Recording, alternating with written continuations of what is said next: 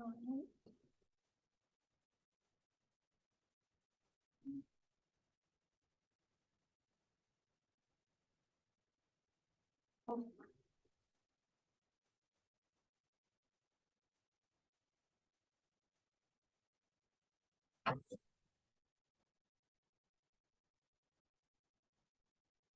right, we'll give folks one more minute to join and then we'll just get started here. And I know more folks will be joining online for the webinar, and then we are also we are recording this session for our YouTube and social media channels so people can watch it later.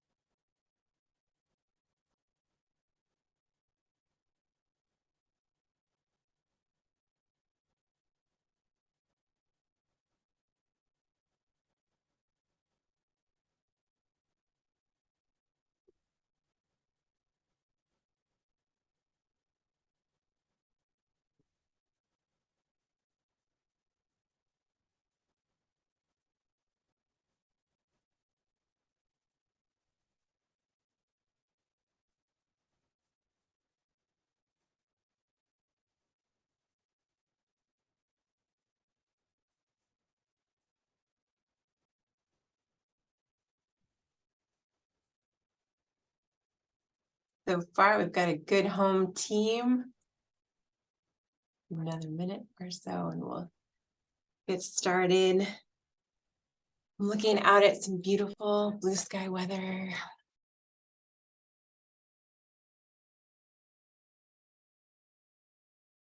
It's so interesting to be in this webinar environment because I see folks popping on, but we can't see them, Rosita. They're just out there. Hi, guys. Hello. They're out there in the world. Okay, well, I think we can go ahead and get started, and we've already started the recording. So Chimai Koyana for coming, everyone, to our most recent installment of our occasional series, Sarssa Time, or Tea Time in Yup'ik. I'm Alicia Townsvane. I'm Executive Director of the Bristol Bay Foundation, formerly the Bristol Bay Native Corporation Education Foundation. We recently went through a name change. And before getting started with our talk, we like to begin these sessions with a land acknowledgement.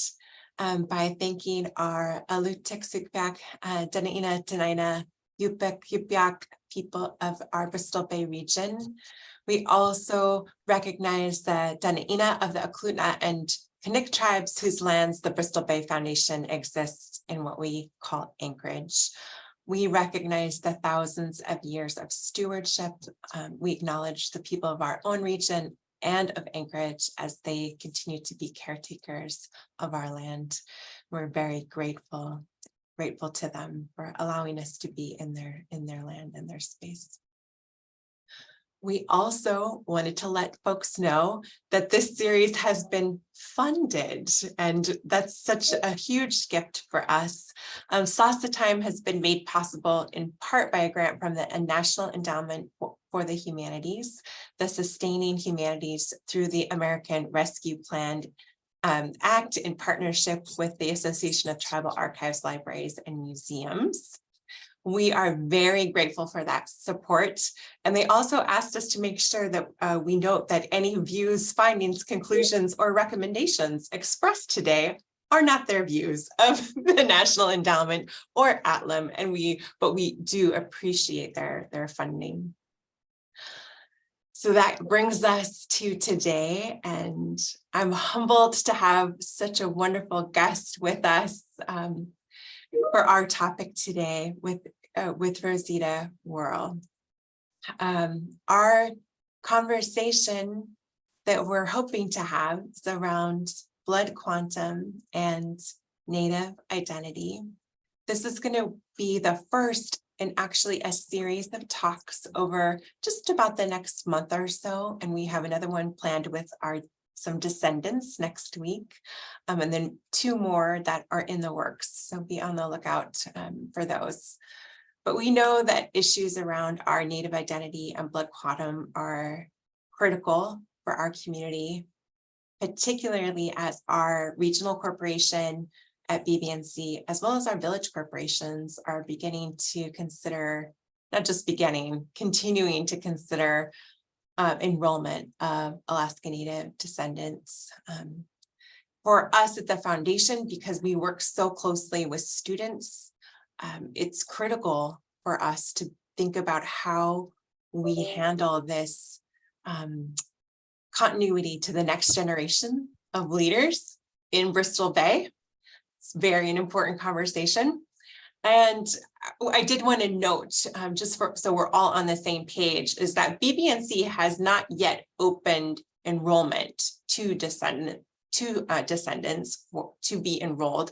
The primary way that descendants receive shares in the corporation is currently through gifting. But on the foundation side of the house, Bristol Bay Foundation recently opened all of its scholarship programs to serve direct lineal descendants.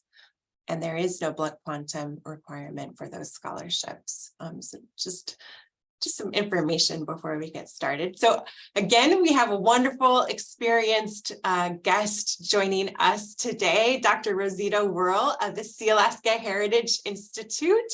And I am just thrilled to hear from you and talk about this today. So for our plan for today is to be fairly educational and do a lot of listening to your experience. I think you have a PowerPoint presentation. You're going to deep dive us into some history and some good federal law, if I'm not mistaken.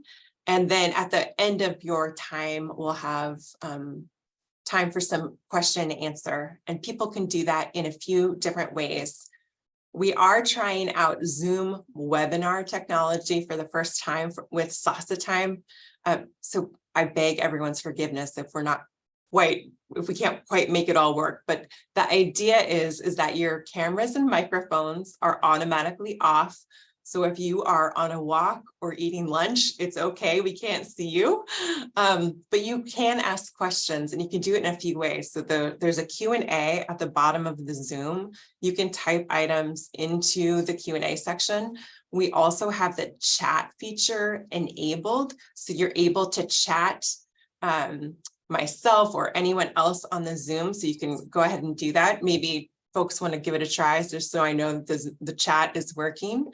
And then you can also raise your hand as a panelist. And our staff member, Oli, is also online. She's going to be monitoring if you have your hand raised. If you do, then we can actually call on you and we can take you off of mute if you would like to ask a question.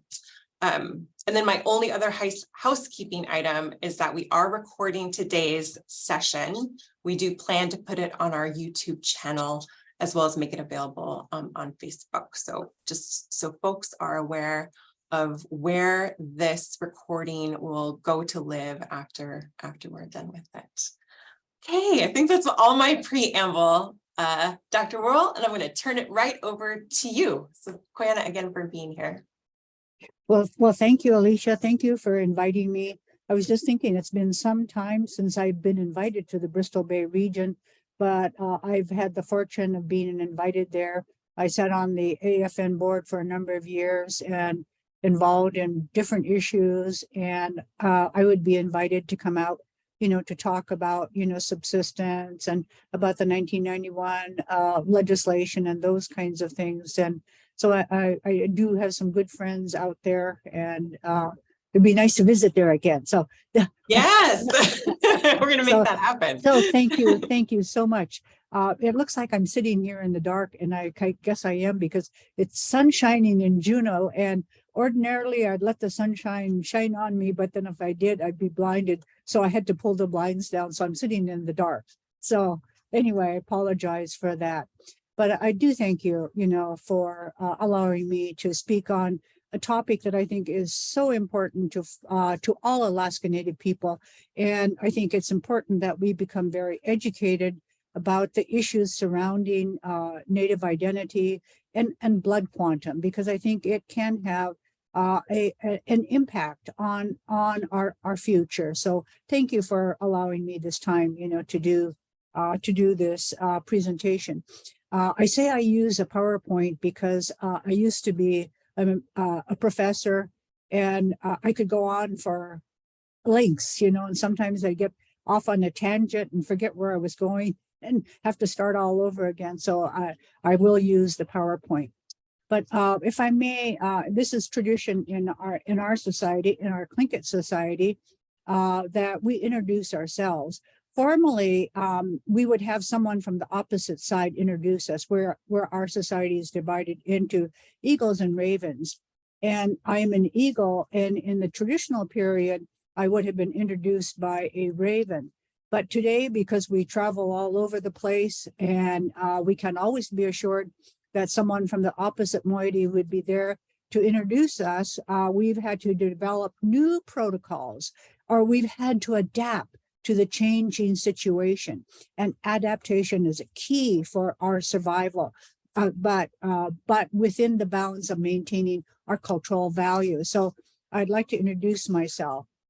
Yedeklatsak kakahani yukhatuasak, jakna ayakhat, shungukredina khatsati, kaudli yayi hit ayakhat, just katkwan ayakhat, hukakhadi dachhunk ayakhat. My Tlingit names are Yedeklatsak. It's an ancient name that has been handed down through generations of our clan, and unfortunately, its meaning has been lost in antiquity. If I could change. We could go to the next page.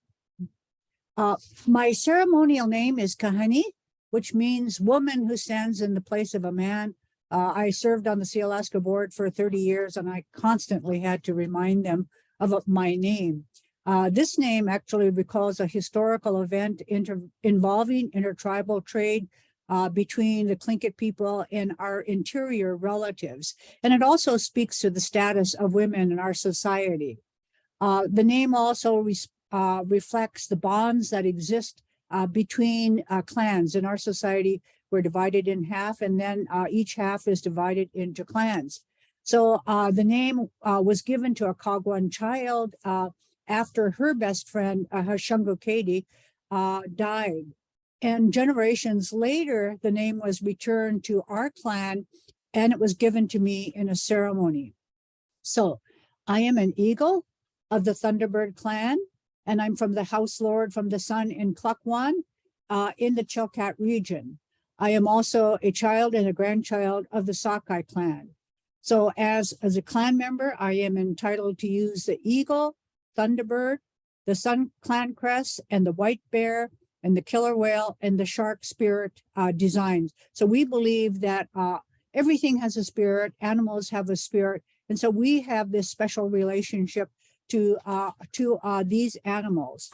Next.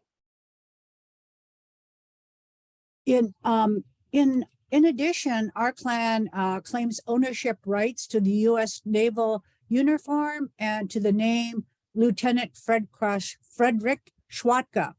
Under our law, because Lieutenant Schwatka failed to pay one of my great clan grandfathers, the Thunderbirds, we took his name and the naval uniform or semblances of them as liability payments. We have a very highly developed legal system and property law. So anyway, I think just this brief introduction I've made of myself kind of gives you a hint or a look into our culture and our society. Next. So what I'd like to concentrate on today first is Indian identity. Personal and group identity among American Indians and Alaska Natives have been based on ancient cultural traditions that have been modified by rapid cultural change.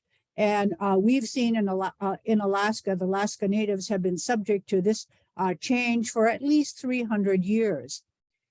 Today, Indian identity is based on three categories: biological, cultural, and legal. Next, if we could take a look at biological identity. Biological definitions are based on an individual's genetic relationships to relatives, mother, father, and grandparents. But here in Southeast Alaska, we also have a different kind of biological identity that is referred to as sociological or classificatory kinship systems.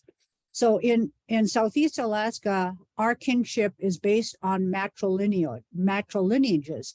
We are born into our mother's lineage. So under our kinship systems, we can have kin relationships with individuals with whom we are not biologically related.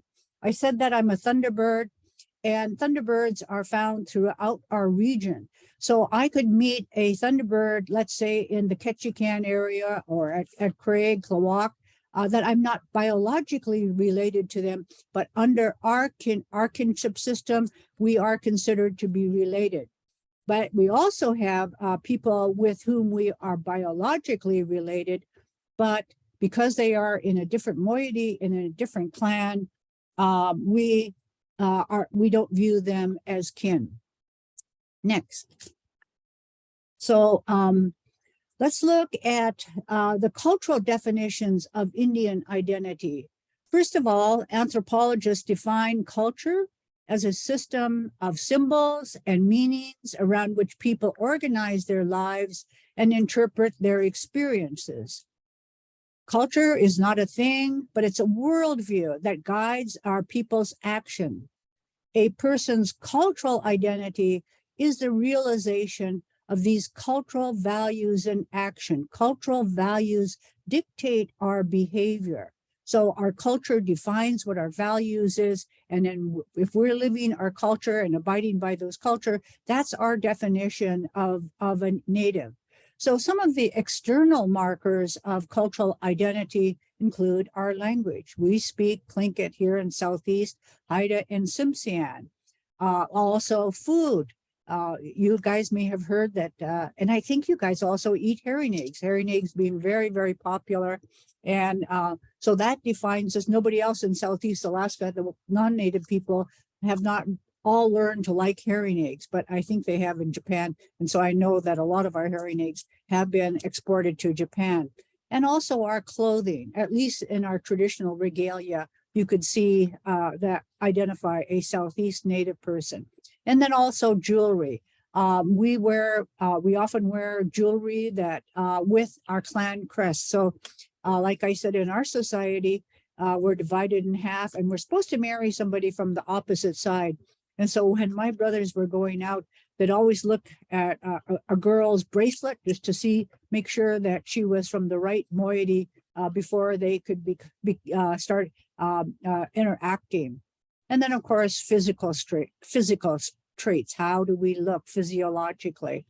And then some of the more subtle markers of identity include attitudes, conception of time, conception of oneself, and ways of communicating. Next. So cultural definitions of Indian identity have been used for legal considerations as well as based on anthropological or cultural constructs. The courts have long held that Indian constitutes a strictly political legal status independent of any other consideration.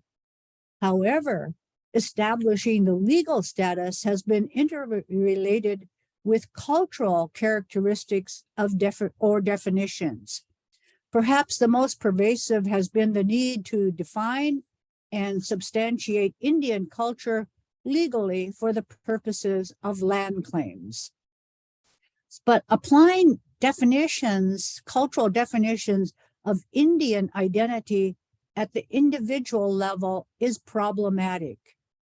We could see Native people who are actively engaged in the social, political, and ceremonial life, while we see other natives who seem to be totally disengaged from the native community.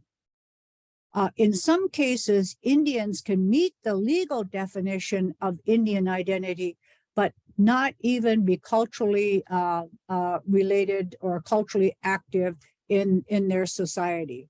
Next. And then we have the third component or third category of Indian identity, and that is the legal card-carrying Indian.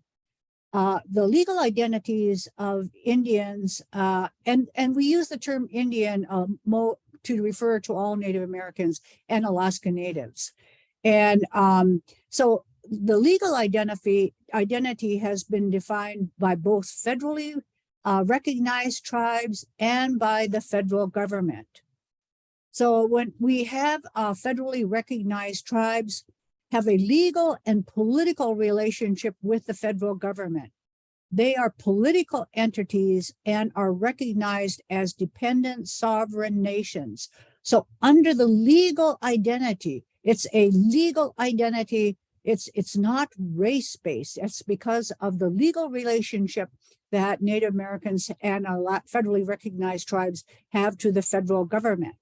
So as sovereign nations, federally recognized tribes have the authority to define who is considered a member of their tribe. Federally recognized Indians have dual citizenship. They are considered to be citizens of their respective tribes, as well as citizens of the United States. The most common requirement for determining tribal citizenship is based on an individual's blood quantum or degree of Indian ancestry. And at this point in time, all tribes define, a high percent of them use the blood quantum to define their membership. Next. So let's go on and look at blood quantum. Well, we as Alaska Native people collectively define ourselves under our own terms, and more often those terms mean the real people. When we say Inupiat, when we say Tlingit, it translates into the real people as opposed to the other people who are not the real people. However, when the United States purchased Alaska from Russia, the Treaty of Cession, the 1867 Treaty of Cession, defined Native people, or they defined us as uncivilized tribes. 20 years later, after Treaty of Cession, the blood quantum system was introduced into American public policy and law and applied to all Native Americans under the General Allotment Act of 1887. So under the Allotment Act, Indian reservations were divided into 160 acres for tribal members. Any remaining land, and that's some 90 million acres, were transferred into the public domain. Next. So the twofold purpose of the Allotment Act was, one, they wanted to obtain tribal lands for Americans. And secondly, they wanted to civilize and assimilate Indians by introducing them to the concept of private property that was to be held by Indians, rather than under our system where we held land as members of a tribe. Lands were held by the tribe. It was communally held land. So the concept of blood quantum references the portion of an individual's genetic inheritance that is presumed to come from a Native American. The blood quantum system was also used by the federal government as a measure of competency or assimilation. If a Native American was less than 50% blood, he or she was deemed to be competent by the Bureau of Indian Affairs and was not required to supervise the allottee or to have a legal trust responsibility over the allottee and his allotment. The allottee was free to sell his or her allotment if they were less than 50% native blood. However, a native with 50% or more native blood was viewed as incompetent. The more Indian blood we had, the more incompetent we were viewed, and the Bureau of Indian Affairs was required to supervise those Indians who were 50% or more native blood. Next. So the government began to systematically apply this blood quantum system to determine native identity as a criteria to determine eligibility to enroll in native entities and or to participate in native programs. It is used by the federal government primarily for the purposes of determining eligibility for benefits arising from treaties or federal policies. Tribal and native entities have also adopted the blood quantum criteria to determine eligibility for membership for various benefits.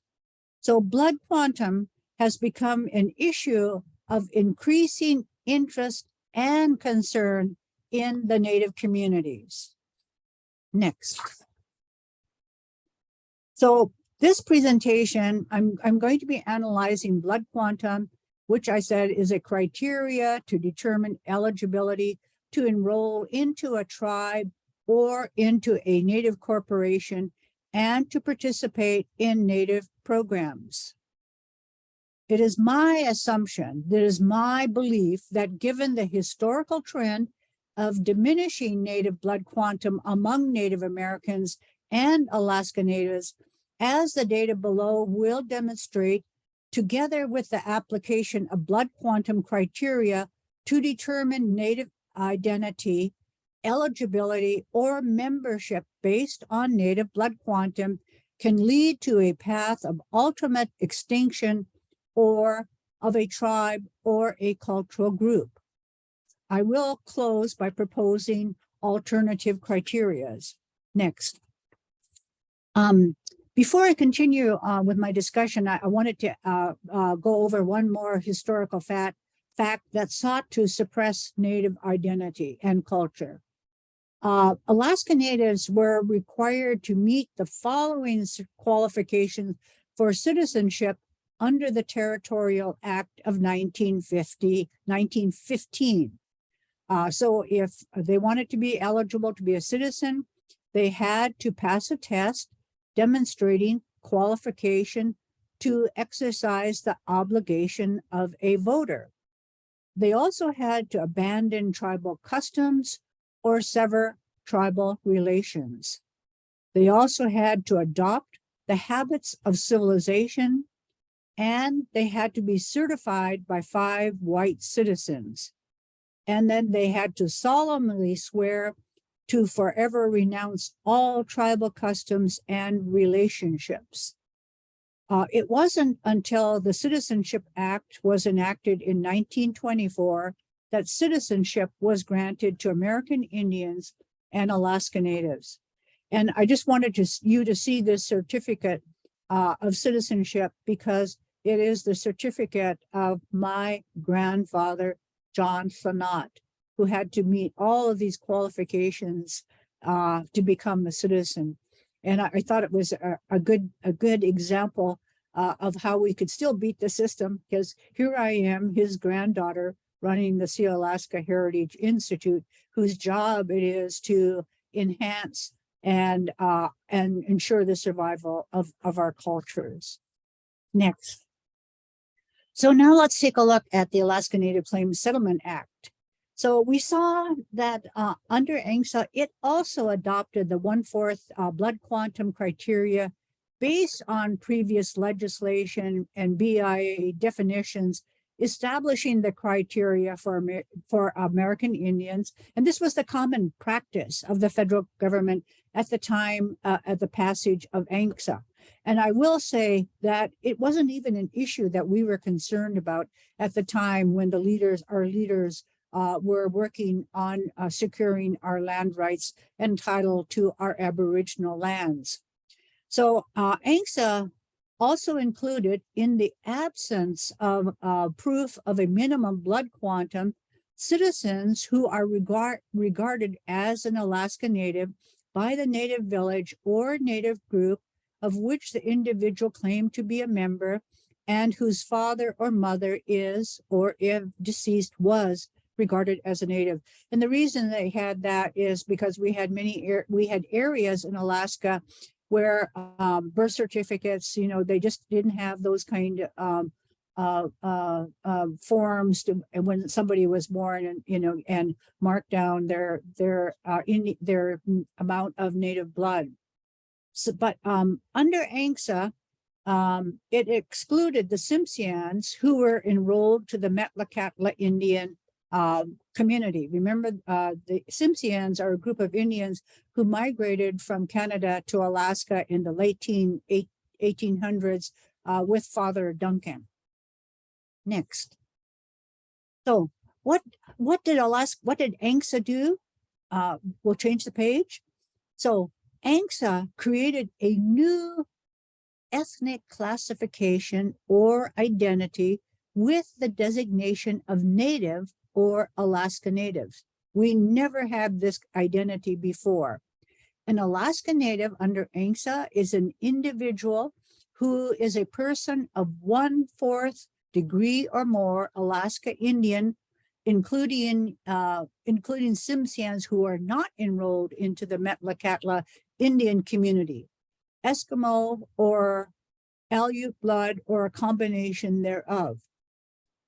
And this is something that came with ANCSA, is that they had the ability to combine blood quantum from the different cultural groups. And this differs from other Native American tribes that require 1/4 Native blood quantum from a single tribe. So it is possible for an individual to be a full-blooded Native American, but not eligible to enroll into his or her mother's or father's tribe, who are enrolled into different tribes. So that a person, could be, a Navajo and an Apache, but they could be full-blooded Indian, but they still were not eligible if they did not meet that 1/4 Native blood quantum from a single tribe. So the standard legal reference to Indians that remains in federal statutes is assumed to include the Eskimos and Aleuts. And I know we've changed our names from these terms to Inupiat, Yup'ik, Aluktik, Unangan.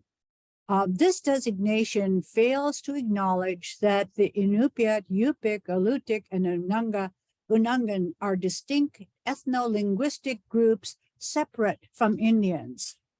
The term Alaska Natives arose from a construction needed by the government to have terms that includes all ethno-linguistic and cultural groups in Alaska. Next. So now let's take a look at the ANCSA amendments. So based on their cultural values, Sealaska and other Native corporations sought to amend an ANCSA to allow Native people who were born after 1971 to enroll as shareholders into ANCSA. In the 1980s, our people began to realize that ANCSA, had these faults, and one of them was excluding our children who were born after 1971. So they went to Congress under what we call the 1991 legislation to amend it to try to fix it so that our children could be enrolled. So in our own society, in Native society, Native children have a right to land. Native children have a right to be a member of their tribe. because they are a member. They are born as a member of a tribe. So it's membership. It's not inheritance. It's not gifting of stock. They have that right in and of them own self, not through their mother or through their parents, but because they were born as an Alaska Native and they are a member of their society, they have all those attendant rights. So we also had under the 87 amendments, we included, we defined descendants of natives as a lineal descendant of a native or an individual who would have been a native if such person were alive on December 18th, 1971, the passage of ANCSA, or was an adoptee of a native or a descendant of a native whose adoption, one, occurred prior to his or her majority age, and B, is recognized at law or in equity. Next. So, in this case, the natives could have been 1/4 blood quantum, thus his or her lineal descendant could be less than the 1/4 blood quantum. So in June of 2007, we at Sealaska decided that we were going to bring a resolution to our shareholders to allow for the enrollment of shareholder descendants who were born after 1971 and who were at least 1/4 Alaska Native blood. I will share that we had looked at the possibility of going for a less than the 1/4 Native blood quantum, but we did focus groups, we did surveys, plus we did demographic studies, and it was not clear that we would have won that resolution at the 1/8 Native blood. So we decided that we would go ahead with the 1/4 Alaska Native blood quantum, and we would also go with life estate stock. I mentioned earlier to Alicia that we noticed that our elders were really silent, when we were having these community meetings and focus groups. And I think there was the concern, that there would be a dilution of their shares. And we know that elders lived on fixed incomes. So what we did to solicit their vote was to, at the same time, bring a resolution before the shareholders to provide for 100 additional shares for elders, provide them life estate stock. So that's something that you'll need to learn about is life estate stock, meaning that you have that stock for all of your life, but once you pass on, that those stocks disappear. So it can't be inherited or gifted. So when we took the vote, it passed by 57.2% voted yes, 41% voted no. I mean, this is a significant vote, because here you have an Alaska Native group who are saying no. They are rejecting the individualistic society of Western society, and they were going to continue to be viewed. They wanted to continue to have our land as owned by our tribe or our group. So I called this vote an assimilationist indicator.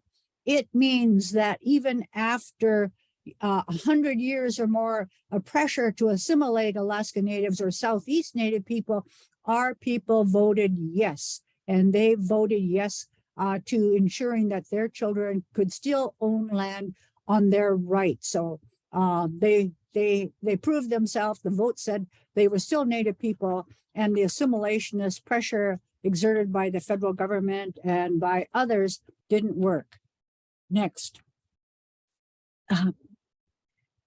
Congress really viewed ANCSA as a vehicle to assimilate Native people into Western society with corporations, cash, and private property. They thought that these were the things that were going to assimilate Native people into the Western culture. But our native leaders, on the other hand, rejected this goal, and they moved to amend ANCSA to re-tribalize ANCSA.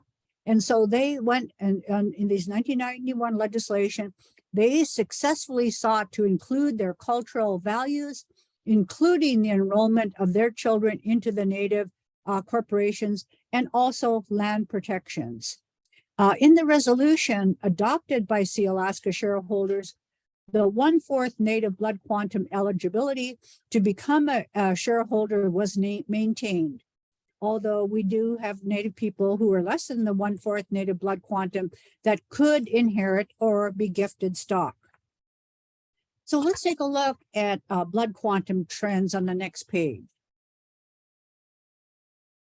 So before we could bring the vote to our shareholders, we had to look at the pros and cons. And so one of the things that we did is we looked at the potential impacts of the enrollment of shareholder descendants who were born after the initial enrollment and who were 1/4 native blood quantum. So under the direction of our shareholder relations committee, we authorized 2 demographic studies.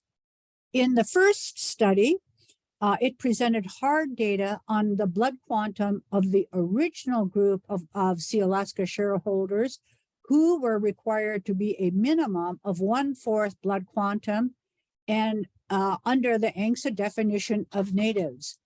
And then it also reported on their descendants who were born between 1974 and 2001.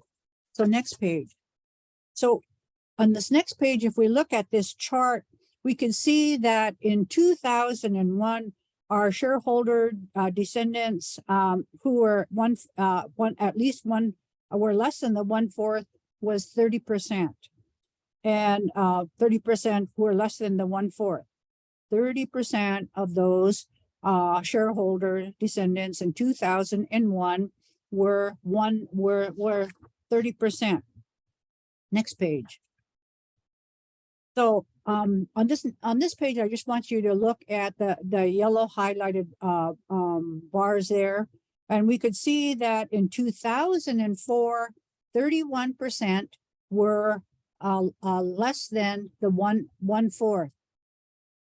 Just in 2008, 4 years later, that 1/4 or less jumped to 40%. 40% in just those 4 years. That changed. Next page.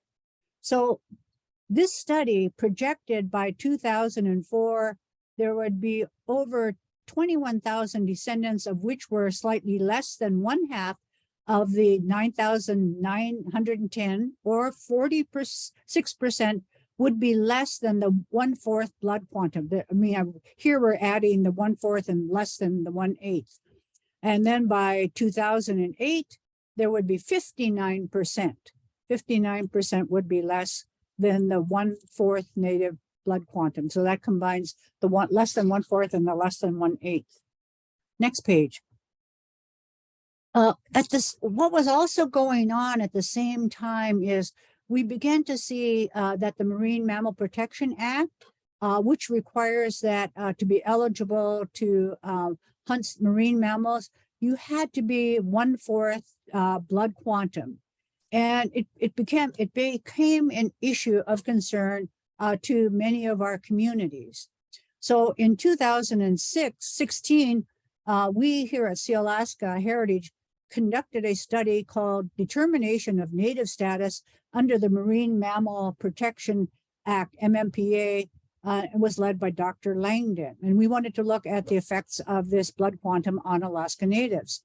So the table on the following slide, which is abstracted from the study, reports on the Certificate of Determination, or CDIB, that were issued during a 10-year period from 2006 to 2016. If we could turn to the next page. So here, I just want to highlight what was happening here in the Bristol Bay region.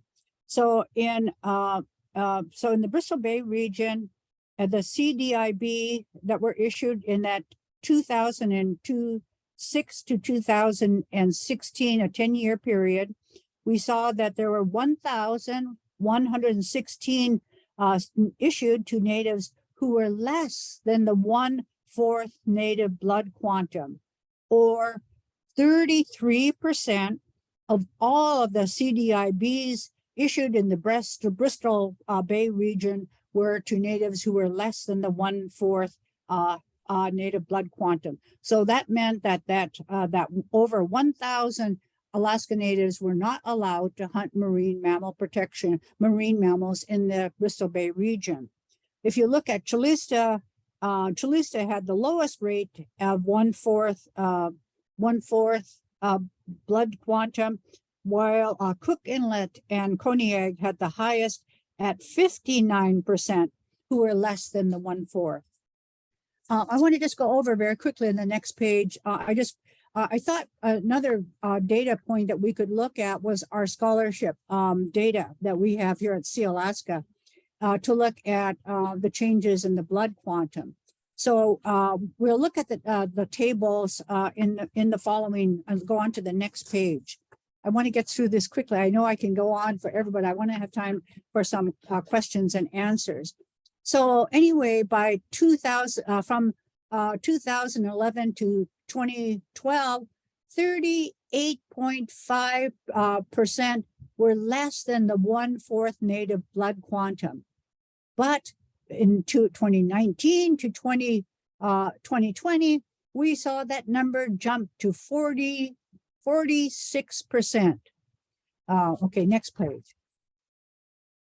So we definitely see, changes in our blood quantum and increasing, and rather rapid increase in Native people who are less than the 1/4 native blood quantum. I just threw this chart in there because people have always asked about the differences, if there are any differences between our applicants who live outside of Alaska and those who remain in Alaska. And the blue line is Alaska Natives, Native people residing in Alaska. And you could see that natives residing outside of Alaska were receiving a greater number of scholarships. Go ahead, next page. And then I wanted to look at the blood quantum of our Native students by, I wanted to see who is, less than the 25%. So of our scholarship recipients, we saw that in 2019, 61% were less than the 1/4 native blood quantum out of Alaska. And outside of Alaska, 61% are less than the 1/4. But within Alaska, that number dropped to 39%, who are less than the 1/4 native blood quantum. So the outside, we see outside natives are their blood quantum is their diminishment of native blood quantum is higher than that of natives residing in Alaska. Next page. So anyway, the data from these Sealaska projections of shareholder descendants, looking at the MMPA study, our scholarship recipients, it all points to an increasing number of Southeast Alaska Natives who are less than the 1/4 native blood quantum. It also points to an increasing number of Southeast Alaska Natives who would not have been eligible to enroll into Sealaska corporations if we had maintained that eligibility of 1/4 native blood quantum. However, in 2022, we brought another resolution to our shareholders. And so our shareholders approved of a resolution to eliminate the blood quantum requirement for shareholder enrollment. And it enabled lineal descendants of original shareholders, regardless of their blood quantum percentages, to become Sealaska shareholders. So that's where we are right now, is we have eliminated that blood quantum requirement to be a Sealaska shareholder. Now, I just wanted to go over very quickly, what are some of the possible ways that you could enroll our shareholder descendants. Next page. So you could reduce the blood quantum to 1/8 or less, but then the historical trend in diminishing native blood suggests that the 1/8 blood quantum requirement may become problematic in the future. Number two, next. We could use the lineal descendant from an original shareholder criteria without regard to blood quantum. And so that I noted is what we did here in the Southeast region. Next, a third possibility could be to implement a criteria where the native could be regarded as an Alaska Native by the native village or native group, which was allowed under ANCSA in those instances in which a 1/4 blood quantum could not be established. This criteria, regarded as Alaska Native, may serve to meet a cultural native determination, but it would be difficult to operationalize. This approach is more conducive for tribes or smaller tribes to implement, and there are some tribes that have used this criteria for enrollment into their tribes. So 2 of the Native regional corporations have adopted resolutions to allow for the enrollment of descendants who are less than the 1/4 Native blood quantum, and that's Arctic Slope. And Arctic Slope provides they have 2 different types of stock based on blood quantum. They have one stock for those who are 1/4 and more Alaska Native blood, and then another type of stock for those who are less than the native blood quantum.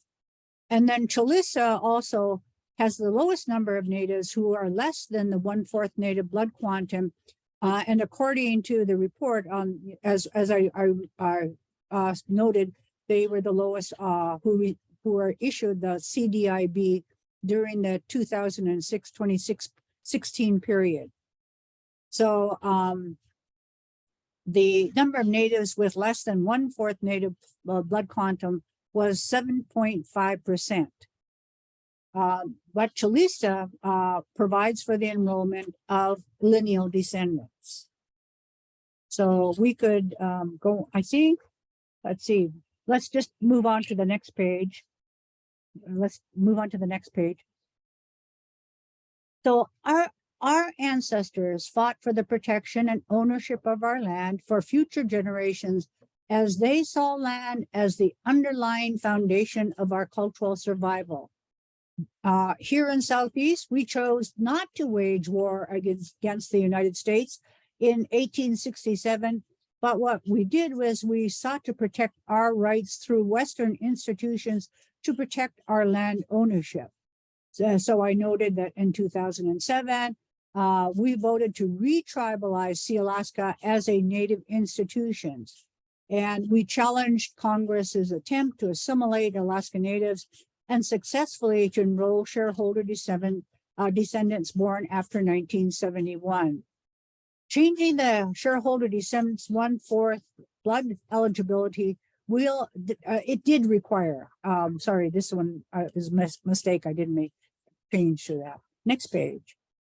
So I think that's the end of my lecture, but from my perspective, based on the hard data, and I said I would ask that question, unless we enroll shareholder descendants who are less than the 1/4 blood quantum, which holds our tribal assets entrusted to this generation and by our ancestors, and unless we amend the MMPA and other governmental programs that provide protections and benefits to Alaska Natives, we will witness the exclusion of a significant number of Natives who are our children and our grandchildren and those yet to come. So the question that must be posed and answered, could this ultimately lead to our cultural extinction? And based on all of my studies and my understanding of Native culture and history, in the long term and in my humble opinion, I would have to say yes. Buenas noches. Brianna, thank you, Dr. Worl, for that wonderful information. Thank you for sharing your insights with us. And I know that this group may have questions. Oh, my screen's just shifted around. So, and there's a webinar chat. If folks do have questions, you could put those questions in the chat. We're happy to pose them to Dr. Worl, or you could try the Q&A function and make us all wake up and think, like, how does that work? But just to get us started, I think I have a few questions that I wanted to talk with you about. And the first part is, I think, just that question that you posed at the end of your talk, which is, with the continued use of blood quantum as a requirement, that could lead to our cultural extinction because of the exclusion of our young people. I think that's such a powerful statement. I'd love to hear you talk about that a little bit more. And then one of the things that I'm also thinking about is this idea of blood quantum being attached to benefit, either government benefit, corporate benefit, but there's a money question there. And then there's this cultural identity question that I think is somewhat separate, but then gets all wrapped up, right, in this idea of whether you're a shareholder or whether you're a descendant or not. And I don't know if I don't think that was probably the intent at the passage of ANCSA, to have our tribal and our cultural identities get wrapped up in corporate shareholder status, and yet it feels like they are. Yeah. Well, first of all, you have to remember, I noted that, well, there are two competing objectives. When Congress wanted to enact ANCSA, it was the idea that they wanted to assimilate Native people. They said with land, corporations, and individual shareholders, that those were the elements to assimilate Native people. That was Congress's objective: assimilate Native people, individualize them. But when our leaders were going to Congress, what their idea wasn't about that. It was about land and protecting the ownership of our land. And they also had the experience of dealing with, and I know the Bureau of Indian Affairs has changed, but when we came under the supervision of BIA, their idea was also assimilation. And remember, I talked about the land allotment, how they viewed us as incompetent the more Native blood you had. Well, Native people, our Native leaders, did not want to be subject to the Bureau of Indian Affairs. They wanted to own their land, and have full control and ownership of their land. They also had the experience of seeing our tribes, our tribal brothers and sisters in the lower 48 who had reservations, and reservations are held under trust. And I know today we think trust is really great, and there have been changes, to the BIA, but initially land into trust was held by the BIA. So they had full control over Indian trust lands. And what we saw was that the BIA would often lease their lands, Indian land, to farmers, to ranchers, and then also when they started leasing for energy purposes, it didn't benefit Native people. It benefited the ranchers. It benefited the farmers. It benefited the energy companies. So our Native leaders did not want that. They wanted to have control and ownership of their land. And so that meant that they would have to go with corporations, where corporations have fee simple title. Fee simple title means that they have control, full control and ownership of that land. our Native leaders at that point in time weren't thinking of all of the implications of, Natives born after 1971 could not be shareholders because their primary focus at that point in time was getting that land under Native ownership and control. So, and it was later they discovered the flaws that we do have in ANCSA, but I think they've done a tremendous job in trying to, as I say, to retribalize, retribalize Native corporations. And I know people have said, oh yeah, they're alien institutions. Yes, they were alien institutions, but the key factor was ownership and control of land. That was what was driving those Alaska Native leaders to go with corporations and fee simple title. So we had two competing objectives, Congress wanting one thing, Native people wanting the same thing, wanting a different thing, and it all coalesced under ANCSA, under fee simple title, and under corporations. So, and so now we're trying to, are amending ANCSA. I don't know how many times it's been amended, but as I say, we're in the process of retribalizing Native corporations. I mean, I recognize there are still other things that we need to do, but I think so far we're doing pretty good. And you alluded to at the end this Sealaska the Sealaska Corporation shareholder vote to release the blood quantum requirements. Can you share any stories or just insights from that kind of more recent development, how that occurred? And, it's been almost a year. Yeah. What was the reaction from the community? Yeah. Well, we always knew that when we first went with the 1/4 blood quantum, that wasn't our ultimate goal. And, but we knew we had to get that resolution passed. We knew we had to win on the first round.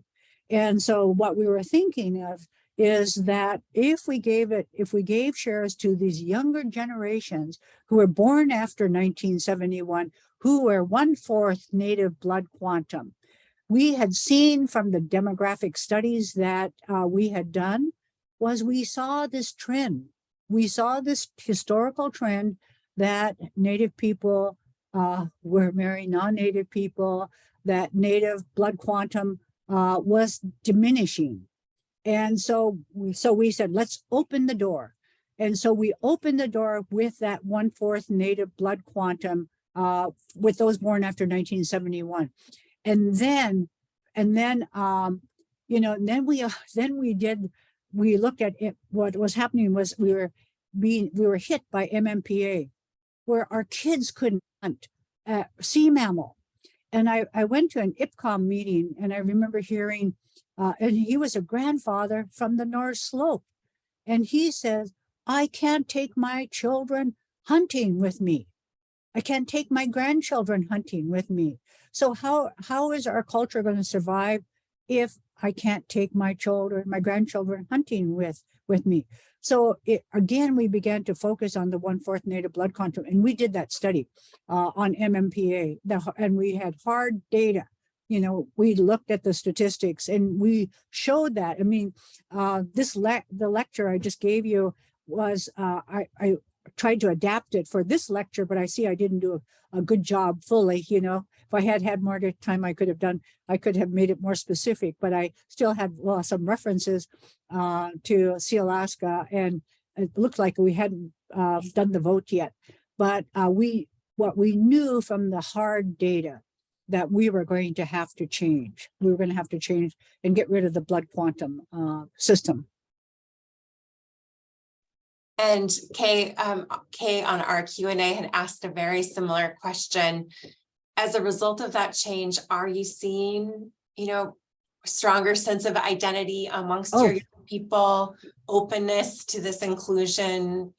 Are people generally happy about it, or what has been the reaction? No, I think it's well, first of all, I think ANCSA opened the door for us. It gave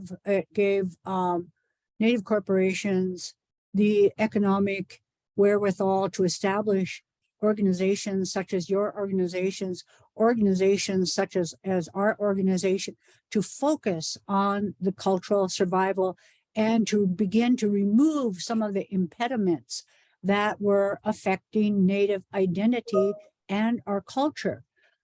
We spend a lot of time educating the non-natives. We spend a lot of time educating non-native teachers. And we said, we have got to remove the source of shame that came onto our communities from the outside. It didn't come from us. It didn't come from our parents, but it was outside people who were looking at us as inferior. I mean, I just had a court case down in Ketchikan where we were, you know, they challenged one of our cultural tribal values.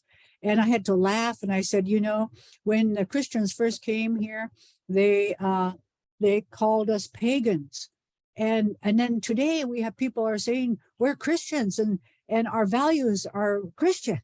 And you know, I mean, we have to be, you know, educated and smart, you know, to figure out what's going on. I mean, I always tell people, and I always heard Albert Kukesh say this, is our kids today are stronger, and they're going to be stronger tomorrow because they're becoming educated, but we're bringing our culture out into the open.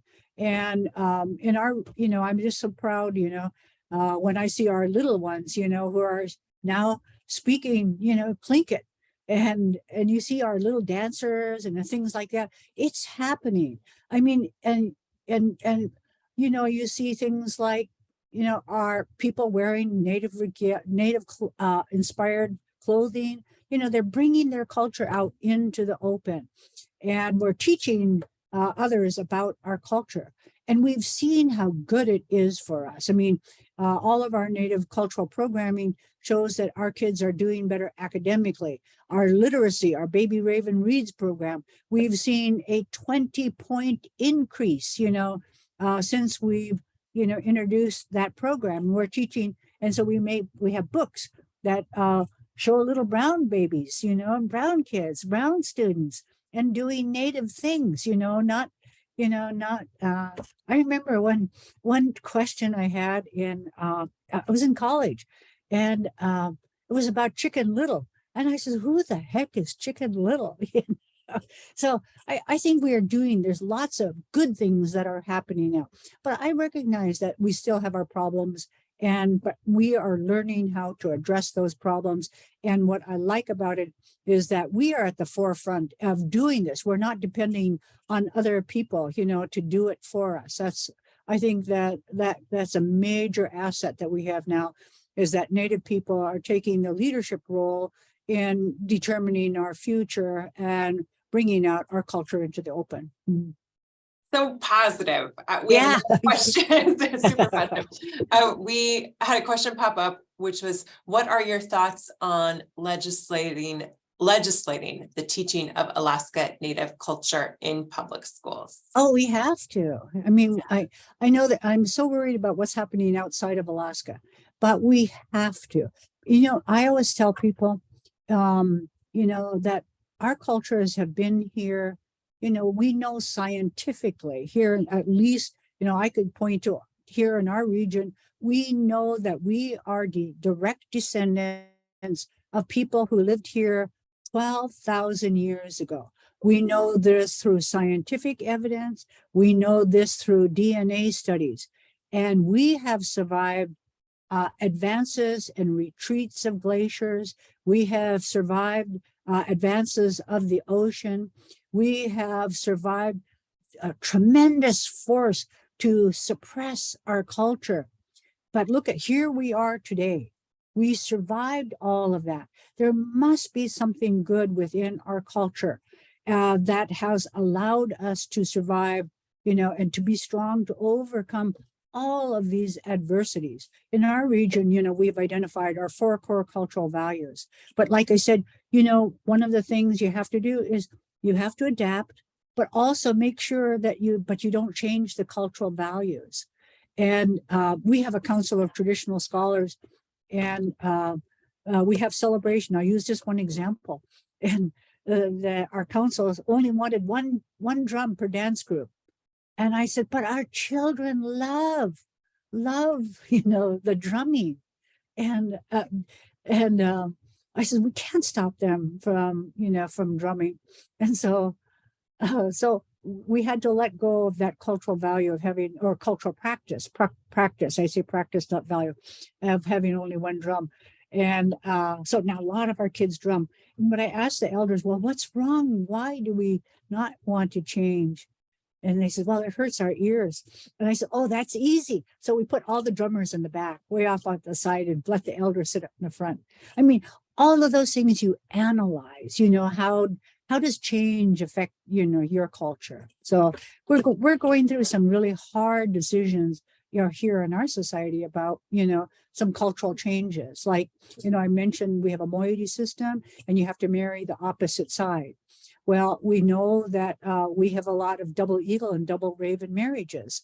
And in one of the clan conferences, we talked about this because the elders were saying, oh, that's wrong, that's wrong. And but when we discussed it, we saw that we were penalizing those and maybe affecting our culture, because those who were double eagle, double raven, they wouldn't come to our ceremonies. They would take turns coming to our ceremonies because they were embarrassed. And I said, is that what we want to teach our kids? Shame about our current practice? So those are the things you have to analyze and figure out, how do you move forward, but still maintain the integrity of your culture? Well, I appreciate what you're saying about including our Alaska Native, practices in our public school systems. Yeah. That it has extreme value, not just for us, but for whomever is in that classroom that can benefit from that learning, just in the ways that we have benefited from Western teachings and practices in our public schools, in some ways that indigenous practice and language learning in our classrooms is also super valuable. There was a comment in the chat to us that the MMPA makes it very difficult to teach traditional skin sewing. So would love to see changes amended to include descendants, and Koyana for your work on that. Well, one of the things that we do is that we develop what we call a sustainable arts program.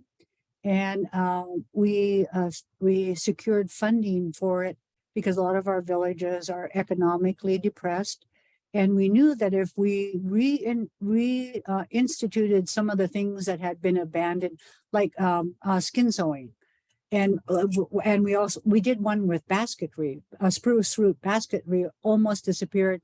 And we started teaching that in one of our villages. And today we have like 20 weavers, and they're teaching it in the schools. They're selling it right now at $1,200 a basket. And so, but what we do with our MMPA, with our marine mammal or sea otter classes, so because we had an overabundance, that's what Fish and Wildlife wanted us to say, abundance of sea otter. I mean, they were bad, eating a lot of our subsistence food. So we started this sea otter class. But if we have someone who does not qualify, we will bring them in, and then we'll use a different kind of fur, so they could participate in that class. But we're working, right now with both IPCOM and AFN, and with our delegation to try to change that. Thank you for that. I'm going to see if there's any other questions. I think I just wanted to circle back around with you to go back to the blood quantum and the corporations, because I think you're making a really interesting argument around I think that I have heard a concern as we are considering this descendants, that by including people with less than 1/4 blood quantum, there is a fear that we will become less native as an entity or as a corporation or as a Native organization. And what I hear you arguing is the opposite, is actually by including those people that we are in fact passing that responsibility to a greater group of people and bringing them in.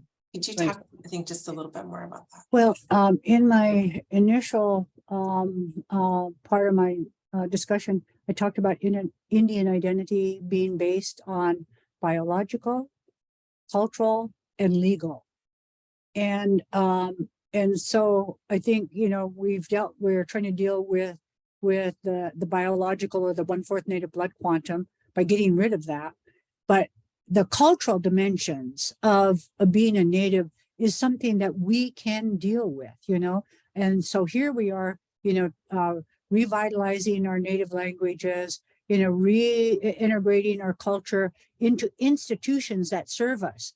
You're seeing, what's that, Molly Denali, or, you know, you're bringing our stories out. Yeah. Yeah, you're seeing the Alaska Airlines with the salmon on it. We're bringing it out into the open. And now you want to have non-native people wanting to be native people. So I think, you know, that I'm optimistic. I really am optimistic that with the teaching of our culture to our young, you know, that, and the cultural values. And I saw it in one of our classes where we started off as a demonstration project, and we also have a native teacher training program. And I saw the teachers in that program teaching our kids native values when one of the teacher aides' sister died. So the kids went and did all the ceremonial things of comforting that woman. And they did it, you know, on the cultural basis of, you know, eagle, raven, and that sort of thing. And our kids are learning that. And they're, you know, I see them, you know, doing a lot of things that, you know, our generation was forbidden to do or punished when we did that. So we're getting rid of all of that and, you know, trying to bring it out and teaching the young kids about it. I know the Sea Alaska Board doesn't like it when I tell them that our kids know more about our culture and our history than you guys do. I can't be too mean because they fund SHIs. Yeah, but really and truly, and I do have to say that we have to keep pushing and pushing, you know, to have these requirements, you know, for the instruction of Native culture, Native history, but we also have to be prepared for it. We can't just, you know, because I remember when we first started pushing it and the state of Alaska recognized, oh, we should teach Native culture, Native history. We didn't have any curriculum. Yeah. So we were hustling around, you know, trying to find the right material. And that's why I always say we need educated natives. We need them to learn. I mean, I had no idea curriculum was so complex. I just thought, you know, I'm a professor. I could just get up and give her a lecture and people have to learn, or if through my lectures, it's not my worry if they don't. But teachers, I have such great admiration for teachers. Their job is so difficult and they have to have materials. And I had no idea writing curriculum was so hard, but we're working on that right now. And I always tell other regions to, you know, feel free, you know, to use our materials and adapt it to, you know, to your region. And I think some regions have done that, you know, instead of having all those Tlingit people, like I did in the PowerPoint, you know, put your Native people in there, because I will tell you that we share common cultural values. We are all group oriented. That's a distinction of Native societies, is they're group oriented.